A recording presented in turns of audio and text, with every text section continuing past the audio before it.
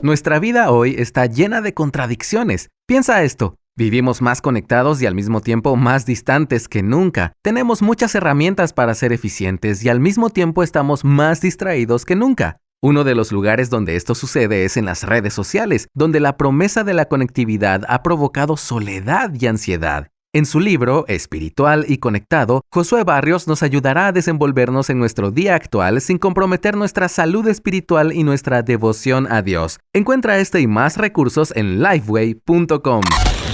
Muchos de los textos fuera de contexto de los cuales hemos hablado hasta hoy en este podcast se dan en el contexto de la predicación. Así que hoy queremos hablar acerca de la predicación, de cómo nos preparamos para enseñar y proclamar la palabra de Dios con fidelidad.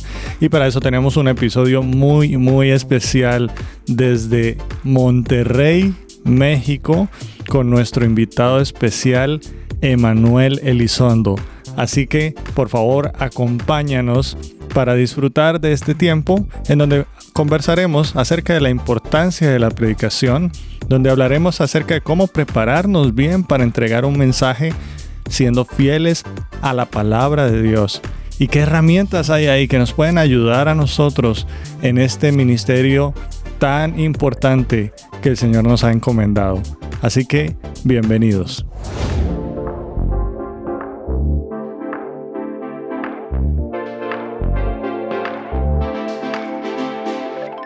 Hola a todos, bienvenidos a un nuevo episodio de Textos Fuera de Contexto. Hoy es un episodio especial, así similar al que hicimos en Chicago. Es especial otra vez porque Pepe no puede estar con nosotros hoy. Así que disculpa a toda la audiencia en nombre de Pepe, que está ocupadito el día de hoy. Pero la razón por la cual yo estoy haciendo este episodio solo es porque estoy en Monterrey, la ciudad de los regios.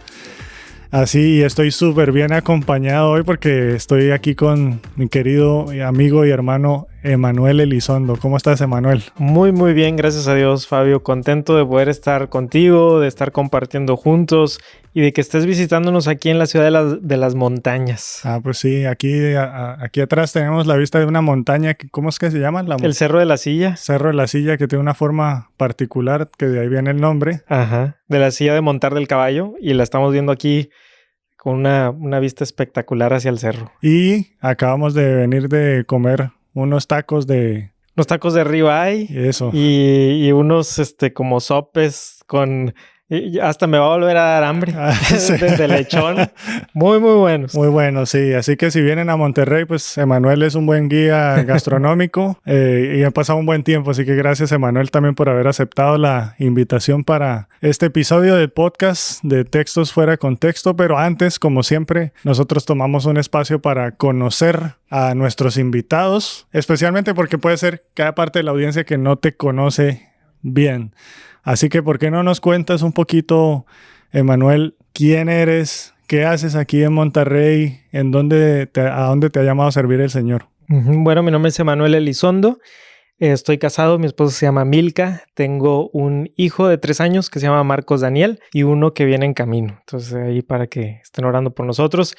Y soy pastor de la iglesia Vida Nueva en la parte de Apodaca, en el municipio de Apodaca, aquí en la zona metropolitana de Monterrey, en donde estoy ahí como pastor. La iglesia tiene 4 años desde que se plantó y trabajo para el ministerio de Brodman y Holman Español o Lifeway Español.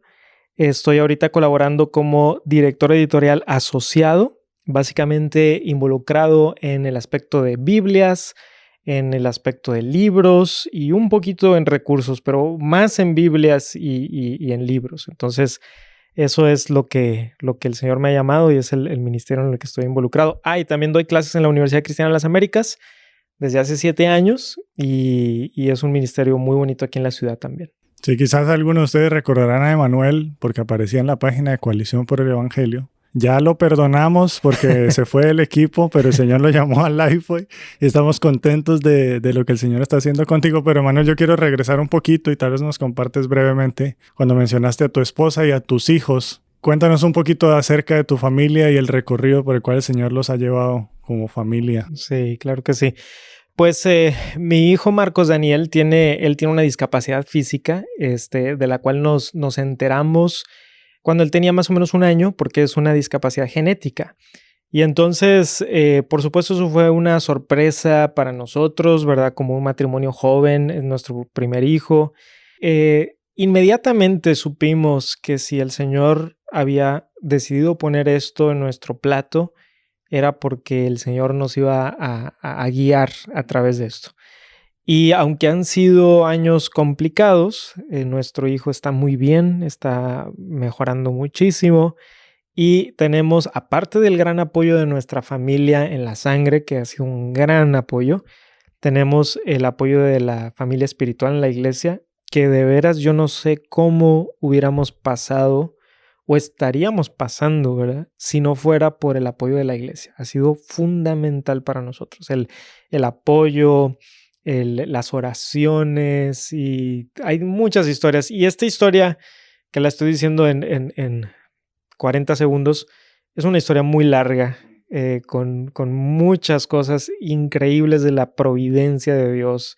Quizá en otra ocasión pudiéramos ahondar más en esto porque hay mucho más que decir, pero si lo pudiera resumir es: Dios es bueno y Dios ha estado con nuestro hijo y con nosotros, y confiamos que así será de la manera que Él quiera. Amén, amén. Ahora, Manuel, ¿qué es lo que más te emociona del obrar del Señor desde lo que tú has visto en el ministerio en el cual Él te ha llamado? Tanto de la iglesia local, pero también lo que haces con Lifeway en español. Pues algo que me emociona mucho es el poder ver cada vez más a voces hispanas, latinas, que se pueden, de cierta manera, que Dios nos esté usando para eso que ya les ha dado, ¿verdad? Esa voz, esa sabiduría, ese ministerio, poder llevarlo quizá a otro aspecto del ministerio. A lo mejor están involucrados mucho, por ejemplo, en la vida de la iglesia, pero no en los libros. Y en este caso, como editorial cristiana, ¿verdad? Es un privilegio el poder dar esa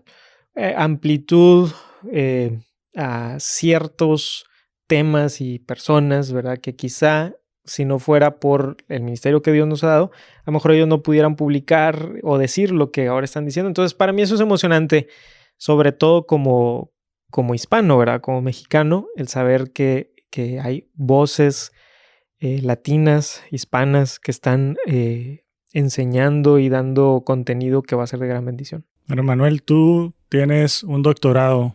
Cuéntanos un poquito acerca de qué estudiaste. Sí. Y eso nos va encaminando hacia nuestro tema de hoy. Claro. Sí, tuve el privilegio de, primero estudié mi maestría en divinidad y después de eso estudié un doctorado en ministerio con un énfasis en predicación expositiva.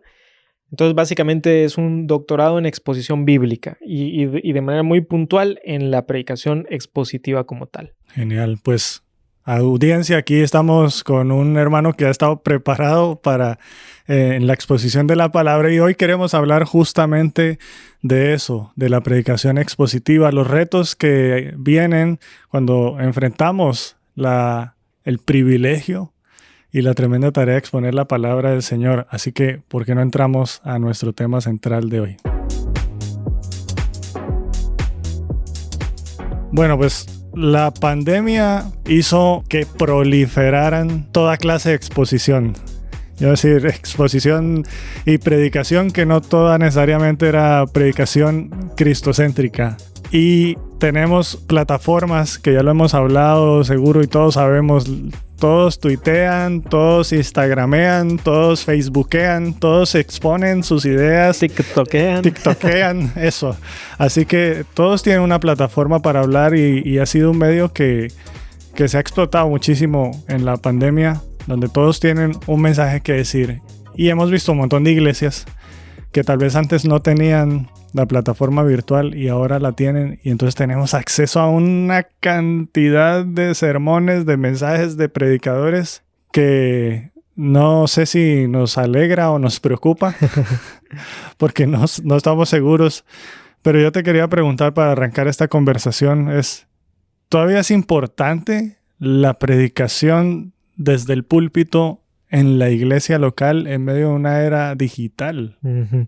Fíjate que desde hace tiempo, desde antes de la pandemia, ya había muchas personas que habían pronunciado el fin de la predicación, ¿verdad? Desde los tiempos de la iglesia a la carta que decían, ¿verdad? En donde a lo mejor se iba a plantar una iglesia y primero le preguntaban a las personas, ¿qué quieres en una iglesia? Y levantaban ahí y, ok, entonces hacían una iglesia a la medida. Y estas personas decían que para el día de hoy una predicación promedio debería de durar unos 12 minutos, ¿verdad? Y que cualquier cosa más larga que eso, que ya estábamos en otros tiempos, ¿no? Y estoy hablando no de hace 3 años, estoy hablando que esto empezó hace, no sé, 12 años, 15 años.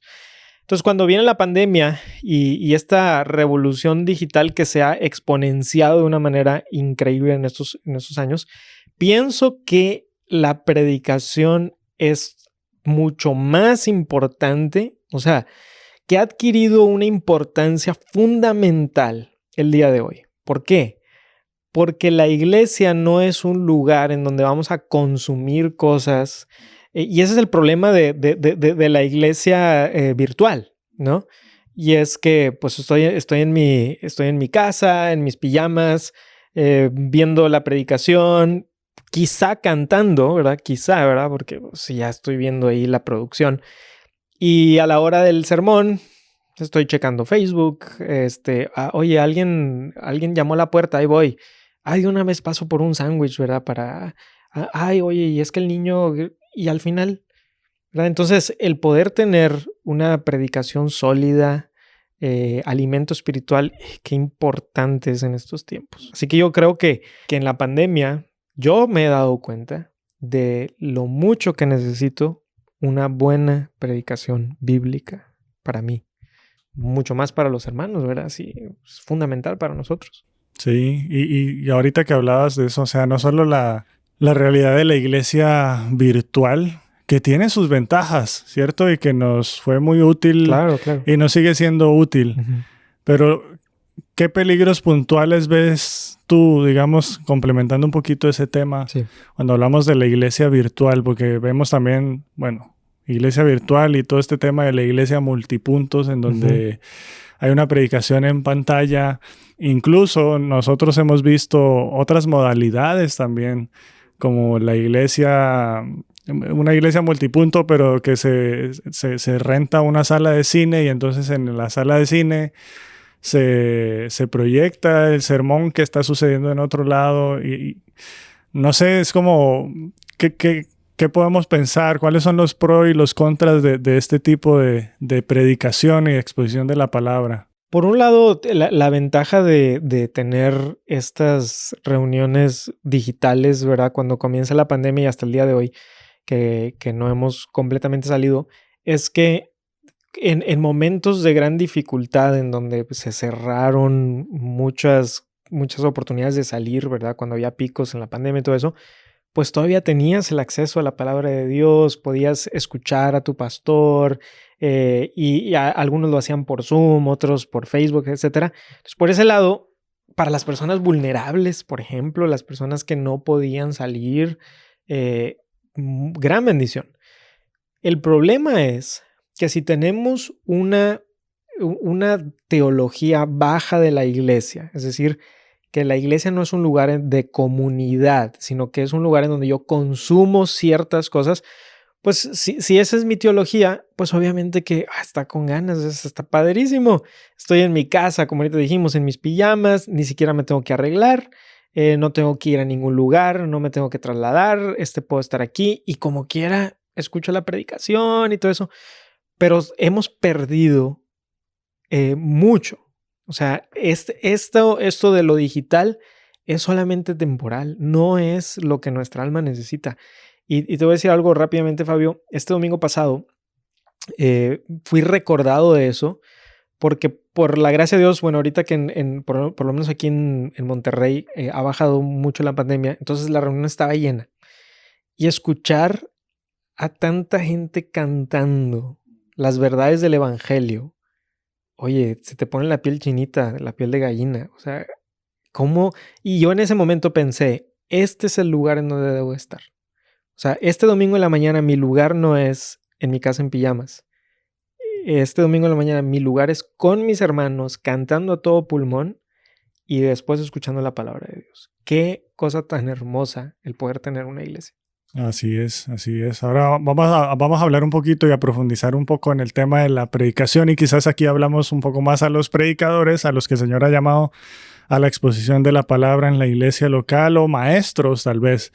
Y una de las preguntas que usualmente surge, porque hasta chistes tenemos de esto, es la duración de los sermones. Emanuel, ¿por cuánto predicas vos? Yo predico 45 minutos. Eso dices vos, ¿qué diría la iglesia?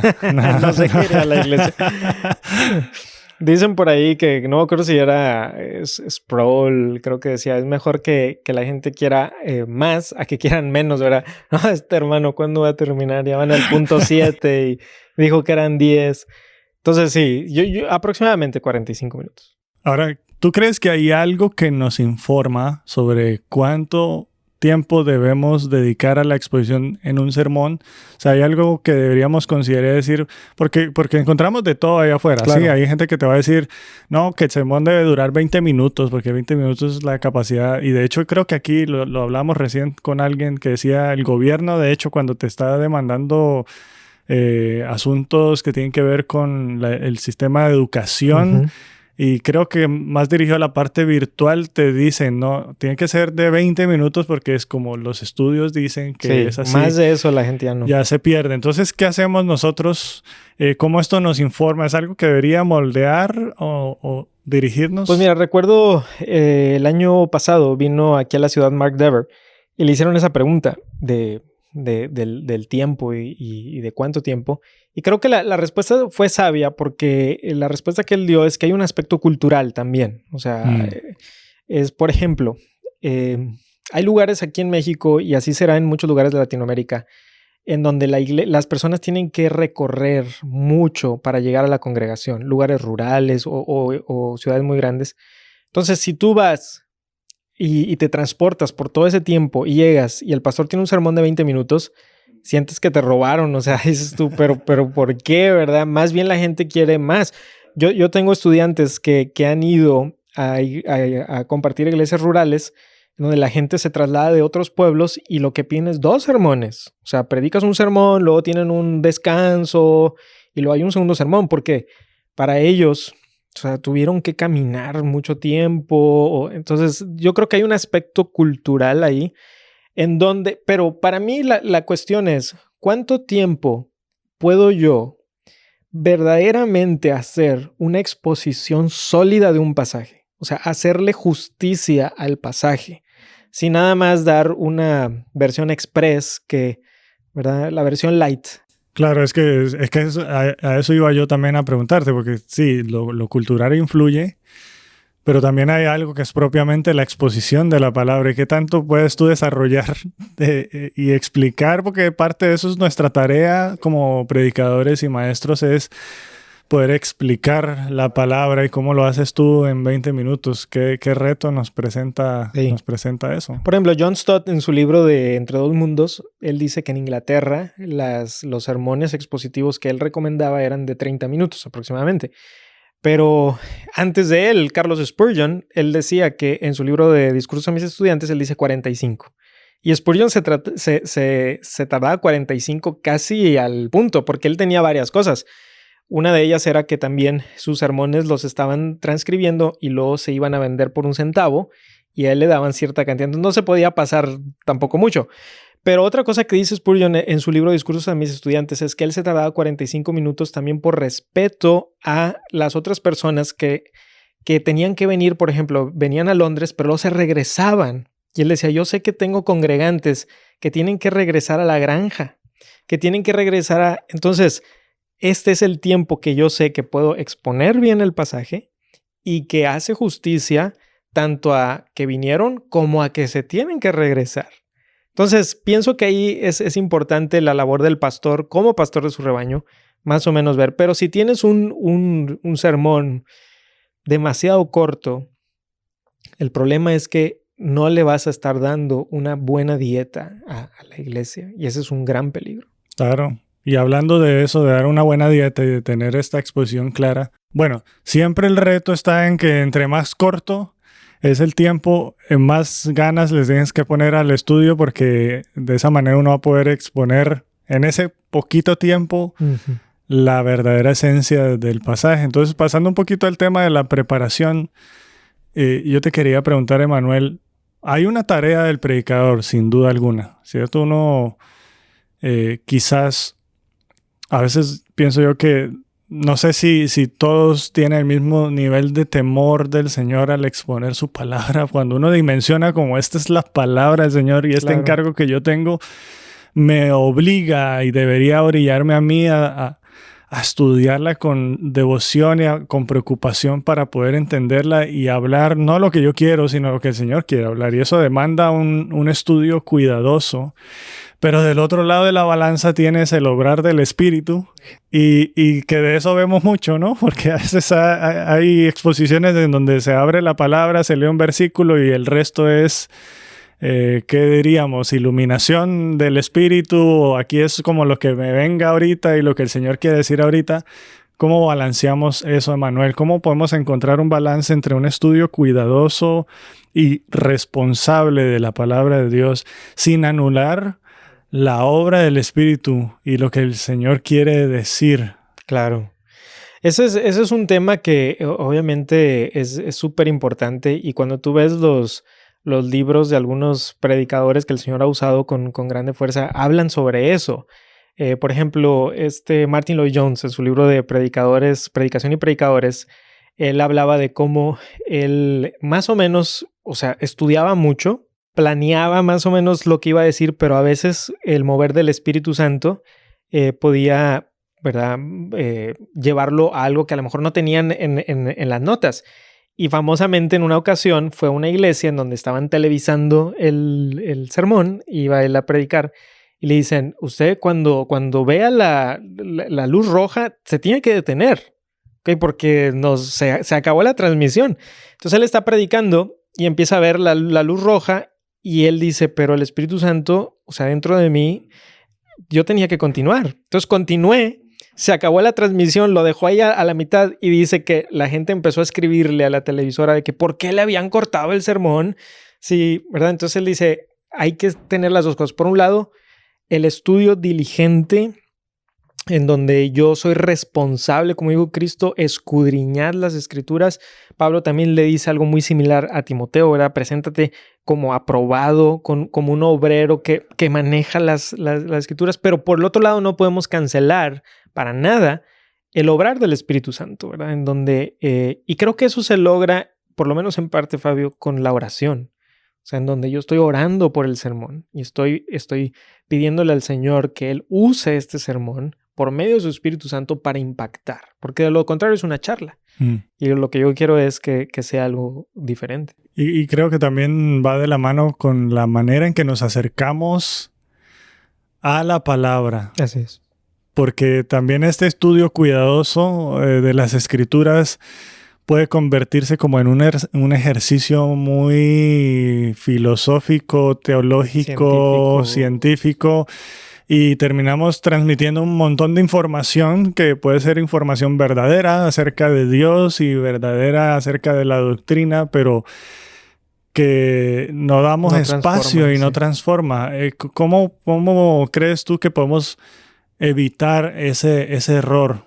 Hay varias cosas. Martin Lloyd-Jones tiene una frase famosa que dice que ¿qué es la predicación lógica en fuego? ¿Verdad? Y la idea es que la parte de la lógica, él no se refería a lo que normalmente uno piensa como lógica, como de silogismos y todo eso. A lo que se refería es que estás tú exponiendo a las Escrituras de una manera en la que muestras qué es lo que está diciendo el pasaje, cuál es el pensamiento del autor. Estás diciendo, mira, es que está diciendo esto, lo está apoyando así. Entonces hay cierta lógica, pero en fuego se refiere con el poder del Espíritu Santo.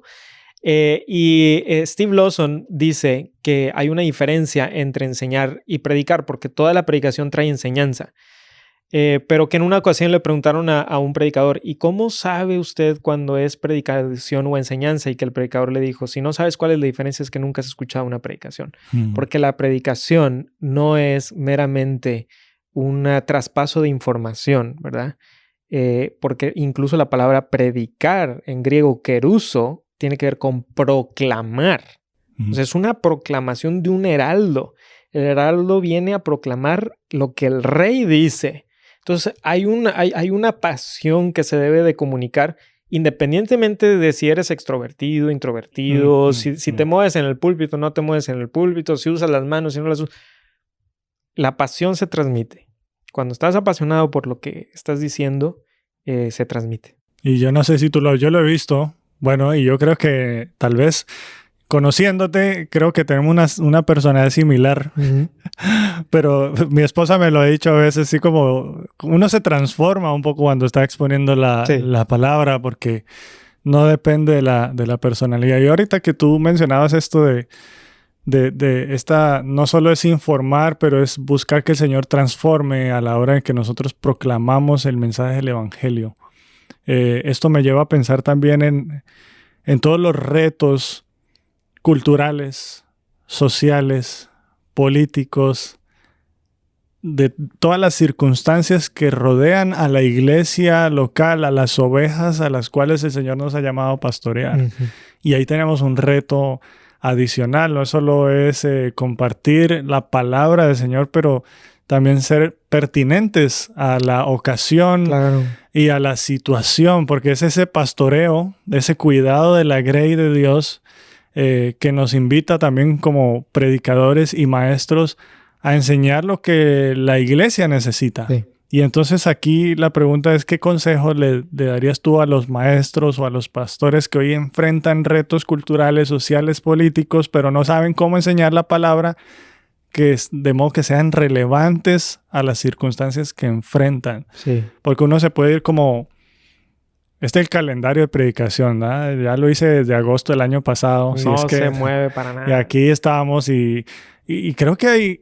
O sea, es como... Eso no es malo del todo, pero ¿cómo encontramos ese balance entre una predicación que es pertinente a las circunstancias que vivimos? Yo creo que lo que acabas de mencionar es clave y es el balance, ¿verdad? Porque por un lado, el periódico no puede ser... lo que ponga la agenda del sermón. O sea, si siempre el domingo vas a hablar de lo que salió en el periódico la semana pasada, llega un punto en donde parece que más bien es el periódico el que está poniendo la agenda y entonces cada vez que pase algo y te vas a convertir en un predicador que es simplemente un predicador de lo que ahorita está candente, ¿no? Y eso a la larga aburre a las personas, ¿verdad? Porque van a decir, bueno, pero pues es que ya siempre es lo mismo es que está ahorita candente, cuál es el tema, pero por el otro lado uno no puede ser ajeno al periódico, por así decirlo, a lo que está sucediendo a nuestro alrededor. Entonces el balance pienso que está, por ejemplo, uno es en tener una predicación expositiva en donde le estás dando dieta regular a la iglesia, que por ejemplo nosotros ahorita acabamos de comenzar Juan, entonces vamos en Juan capítulo 2. Y lo increíble es que en Juan, con esa predicación expositiva, encuentras cosas sumamente relevantes para el día de hoy. Y ahí es parte de la verdadera contextualización, en donde dices tú como pastor, ¿cuál es mi congregación? ¿Cuál es la ciudad o el pueblo en donde Dios me ha puesto? Y cómo este pasaje habla a la vida contemporánea de las personas. Entonces, por ejemplo, lo que voy a predicar este domingo, en donde el Señor Jesucristo limpia el templo, ¿verdad? La limpia del templo, la que cuenta Juan el Evangelista. Pues qué relevante es para el día de hoy porque nos habla de cómo el Señor Jesucristo es la solución a esa religiosidad que muchas veces hay en el mundo en el que vivimos. Y eso está tan vigente hoy como lo estuvo hace 2000 años. Entonces pienso que ahí es donde hay mucho a hablar sobre contextualización. Pero el problema es tener un buen balance con ella, ¿no? O sea que no puedo yo todos los domingos estar tratando de hablar de lo que está de moda. Tengo que dar de comer a la iglesia una buena dieta, pero por el otro lado no ser ajeno a eso. Entonces, tratar de tener, como en muchas cosas, ¿verdad? Sentido común, sabiduría, oración, conocimiento de mi congregación, todo eso. Y Fabio, yo estoy aprendiendo eso, ¿verdad? También. O sea, no es algo como que lo tengo ya aquí, no, para nada, ¿no? Es algo que estoy aprendiendo. Y hablando de enseñar de manera pertinente y manteniendo un balance, te quiero hacer 2 preguntas. ¿Expositivo Ajá. o temático. Y tal vez para, si hay alguien que de repente ¿Qué es no eso? entiende qué es la diferencia, pues tal vez Ajá. nos dices de una vez Claro, claro. qué es predicación expositiva y qué es predicación temática. Sí, y déjame decir para empezar que hay una predicación temático / expositivo Ujú. que ahorita podemos hablar de eso.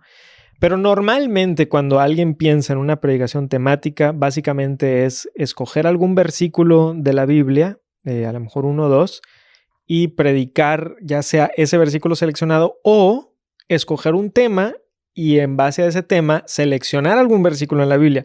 Que por poner el ejemplo que siempre se pone, ahora quiero hablar del amor. ¿Qué versículo habla del amor? Pues este. Y entonces, cuando yo predico temático, lo que hago es que básicamente mis pensamientos los estoy imponiendo a la Biblia para entonces predicarla, ¿verdad? Ujú. La predicación expositiva no siempre es secuencial, pero tiende a ser secuencial. Es decir, tomas, por ejemplo, un libro de la Biblia, vamos a decir el Evangelio según San Juan o Marcos o Filipenses, y lo predicas de principio a fin, versículo por versículo, exponiendo cada cosa que Dios dice, y a eso le llamamos predicación expositiva, porque si tuviéramos que resumirla en una oración sería que la predicación expositiva es cuando el punto del texto es el punto del sermón. Eso Ujú, es, ujú. o sea, de manera resumida, o sea, el punto del texto es el punto del sermón, mientras que en la temática muchas veces el pensamiento del predicador es el punto del sermón. Lo que yo creo, eso lo encuentro en la Biblia. A ver, ¿qué dice la Biblia sobre esto que yo ya creo? Pues aquí agarro estos versículos fuera de contexto, los mezclo todos como una especie de caldo y sale el sermón. Y la Ujú. expositiva deja que el texto sea el que hable. Pero ¿tú crees que entonces la predicación temática siempre podría ser negativa? ¿O hay predicación temática que puede ser bien hecha? Sí, definitivamente que sí. De hecho, nosotros la práctica que tenemos en nuestra congregación es que, por ejemplo, cada como unos 4 meses hacemos una serie temática. Entonces, por ejemplo, por poner algún ejemplo, hemos tenido series sobre qué es la iglesia y es un poquito más temático. A veces puede ser una serie temática sobre precisamente lo que estamos hablando ahorita.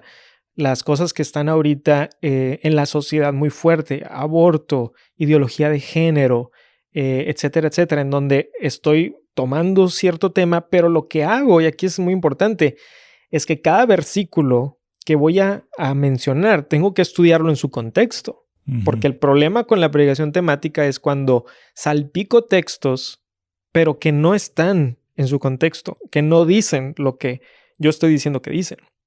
Entonces, una predicación temática responsable o temática expositiva es cuando estoy dejando que los textos sí digan lo que verdaderamente dicen. Ujú.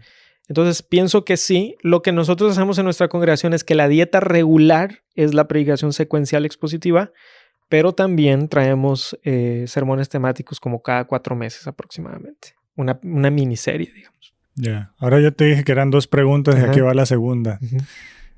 ¿Qué consejos prácticos le darías tú a pastores y maestros que tienen sobre sus hombros la tarea de planificar las series de sermones? Y yo tal vez te voy a preguntar cómo lo haces tú, cómo lo hacen en tu iglesia, y también como nosotros vemos, digamos, uno ve en diferentes iglesias y a veces yo me sorprendo cuando yo escucho a alguien y dice, no, pues la serie de todo este año ya la hicimos como el de junio del año pasado. ¿Cómo le haces para planificar? Sí. Eso, ¿cómo hace uno para planificar Sí. una serie de sermones? ¿Qué es lo que debemos tener en cuenta? Pues mira, igualmente creo que la personalidad del predicador influye un poquito en esto. Por ejemplo, yo sé que Mark Dever planifica con mucha anticipación, ¿verdad? Y yo soy un poquito más como lo hacía Martin Lloyd-Jones en su libro, habla sobre esto, en el de Predicador y Predicadores. Y es que más bien, antes de empezar una serie, yo me enfoco en orar para saber y discernir de parte de Dios y del Espíritu Santo qué es ese libro que vamos a estar estudiando, ¿verdad? Por ejemplo, en este caso, Juan. Juan es nuestra primera serie larga, por cierto. O sea, antes de eso, bueno, vimos Marcos, que fue larga, pero acabamos de ver Filipenses, vimos Santiago, vimos Jonás, vimos Ruth, y que eran series un poquito más cortas. Y lo que yo hago es más o menos planificar y decir, ok, aproximadamente me va a tomar este tiempo, voy a hacer estas pausas, pero yo personalmente trato de ser un poquito flexible, o sea, para decir, bueno, aquí a lo mejor hay algo que el Señor pone en mi corazón por algo que sucedió y tampoco quiero ser tan rígido que no pueda yo. Y yo le digo a la congregación, a veces les digo, hermanos, en este domingo vamos a estar hablando sobre esto específicamente, vamos a pausar nuestra serie y vamos a reanudar la próxima semana. Entonces, para mí es un balance. Yo no puedo, como Emanuel, por alguna razón, simplemente planificar todo y decir, ya tengo 2 años aquí, no me voy a apartar. No, yo no puedo. O sea, siento que necesito dejar un poquito de flexibilidad. Entonces, la personalidad de cada pastor va a ayudar ahí. Pero sí tienes que tener un plan. O sea, no puedes decir, vamos a ver qué pasa. No, sí tienes que tener un plan. Para mí es muy importante darle a la iglesia visión. O sea, ¿hacia dónde vamos? O sea, esto es lo que vamos a ver. Esto es lo que se va a enseñar. Vamos hacia allá. No somos un barco ahí con el timón dando vueltas. O sea, tenemos un lugar hacia donde vamos. Entonces, no sé si eso ayuda o no ayuda, pero más o menos es un poquito de mi personalidad con respecto a esto. Y cuando tú hablas, y quizás en la experiencia que has tenido, a la hora de planificar, ¿qué elementos puntuales, además de decir de la oración, qué otros elementos tú podrías mencionar y cómo se ve ese desarrollo quizás ya en la práctica? O sea, tú te sientas, oras, consideras lo que el Señor quiere mostrar y enseñar a la iglesia. Y después, ¿qué? ¿Cómo se ve? Tal vez como para aterrizar un poquito las ideas para aquellos que quizás tengan una duda y digan, bueno, ¿cómo puedo seguir este proceso? Fíjate que yo tengo como una metodología que más o menos uso ya por el tiempo, ¿verdad? Y es que siempre comienzo leyendo el texto y haciendo apuntes a mano, aunque después lo paso a la computadora, pero para mí al principio es sin comentarios, sin nada. Simplemente es el estudio del texto. Yo le llamo a esta parte exégesis. Lo único que me permito son léxicos, o sea, diccionarios bíblicos. ¿Verdad? Veo una palabra, la busco en el diccionario, pero todavía nada más, ni Biblias de estudio, ni comentarios, es solamente con el texto. Ya que llega un punto en donde siento yo que entiendo el texto a un nivel suficiente que me siento cómodo. O sea que, creo que sé lo que significa, lo he estudiado, lo he meditado. Entonces ya empiezo con algunos recursos, ¿verdad? Como algún buen comentario exegético. Y ya que he pasado el tiempo, primero de la exégesis, ¿verdad? Y después el tiempo de los comentarios exegéticos, entonces empiezo la formulación del bosquejo. Y eso me toma bastante tiempo porque ahora es, ¿qué es lo que de todo lo que he estudiado, qué es lo que voy a poner delante de la iglesia? ¿Qué es lo que voy a decir? Entonces, y cuando dices eso, ¿es la división de los textos para cada domingo? Bueno. ¿O no? No, yo me refiero ahí domingo tras domingo. La división de los textos, yo hago con anticipación una división aproximada. O sea, yo digo más o menos así. ¿Y por qué digo aproximada? Porque me ha pasado a veces que estoy predicando un texto y digo, oye, esta división no funciona. O sea, yo pensé que estaba súper bien aquí terminar en el versículo 12, pero en realidad este subtítulo que está aquí no debería de estar ahí. Entonces, yo me permito la flexibilidad de cambiar eso. O sea, yo personalmente, sé que algunos son muy, muy rígidos, pero yo no. O sea, a mí me gusta más o menos planificar y decir, esto es lo que me va a tomar, pero cuando yo digo, no, ¿sabes qué? Esta división no funciona.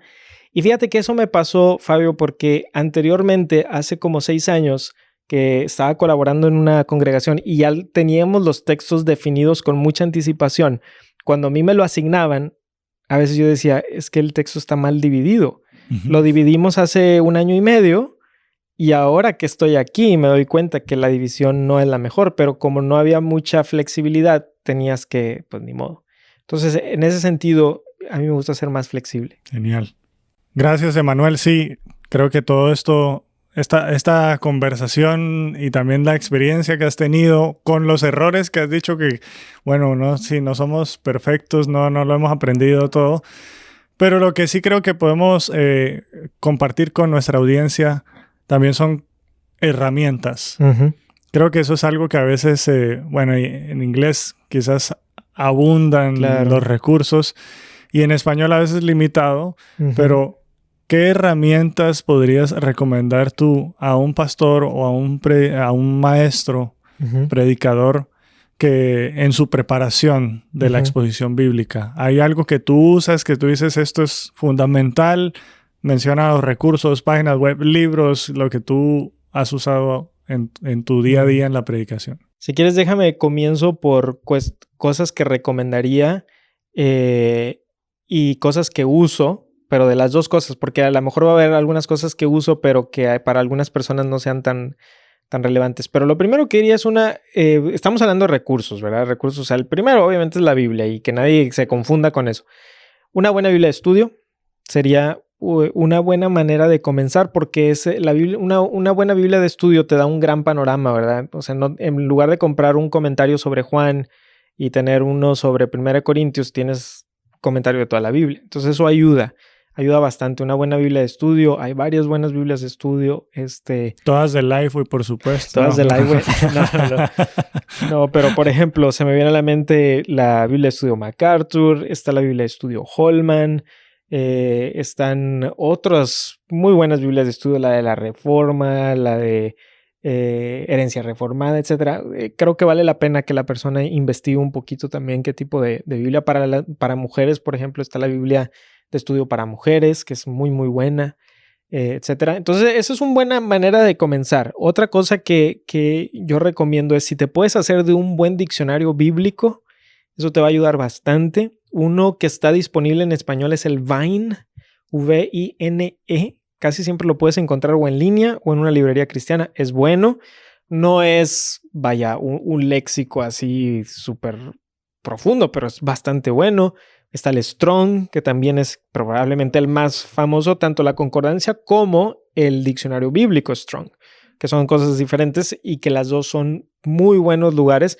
Nada más que si vas a comprar, por ejemplo, el Vine o el Strong, tienes que aprender a usarlos, porque mucha gente los usa mal, ¿verdad? Y entonces dicen cosas incorrectas desde el púlpito. No, es que esta palabra siempre quiere decir estas 4 cosas y no es cierto. O sea, son 4 cosas que puede decir dependiendo de su contexto. No quiere decir todas las veces, por ejemplo, si yo digo taco, pues, ¿qué quiere decir taco? Pues dependiendo. Si estoy hablando de la comida, pues el taco es algo que se come, ¿verdad? Pero aquí, por ejemplo, en México también le dicen taco a cuando tienes unos zapatos deportivos, lo que tiene aquí le llaman taco, y en España es una mala palabra, o sea, cuando te refieres a una mala, no es una mala palabra, pero cuando te refieres a una mala palabra, no, esa persona dice muchos tacos. Entonces, todas las palabras tienen como que su significado de acuerdo a su contexto. Pero si hay una herramienta que yo uso así siempre sería un buen software bíblico. Los más famosos serían Logos y Accordance, ¿verdad? Entonces Logos que tiene mucho material en español, Accordance no tanto, pero también.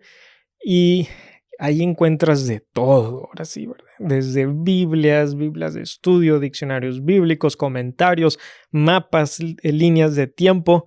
Pero como todo software bíblico, lo puedes usar como si fuera un Ferrari o lo puedes usar como si fuera un bochito, ¿verdad? Depende de si tú estás dispuesto a... Y bueno, esas son algunas cosas que se me vienen a la mente. Pero otra cosa que mencionaría es ponerte a estudiar en un buen instituto bíblico, en un seminario, donde te van a enseñar a usar estas herramientas exponencialmente de una mejor manera. O sea, ahí, bueno, di como que un abanico muy grande, pero más o menos. Genial. Así que, Emanuel, gracias por haber compartido con nosotros todos estos consejos. Creo que, como hablábamos desde el inicio, la predicación, la exposición de la palabra es una responsabilidad es un privilegio, es un honor. O sea, creo que no logramos dimensionar lo que tenemos en nuestras manos. Y qué bueno es poder hablar un poquito acerca de los retos que se van presentando, pero también no solo los retos, sino cómo podemos hacer, qué pasos podemos dar para cumplir de la mejor forma esta labor. ¿Por qué no nos despedimos de la audiencia con un consejo, Manuel? Si hubiese algo que tú pudieras decirle a un predicador, a un maestro de la palabra hoy, ¿qué consejo le darías tú? Bueno, de las cosas que se me vienen a la mente, creo que una de las más importantes que le diría es que estamos viviendo en tiempos de tanta necesidad espiritual que no hay tiempo para trivialidades. Es decir, si vas a predicar la Biblia, predícala.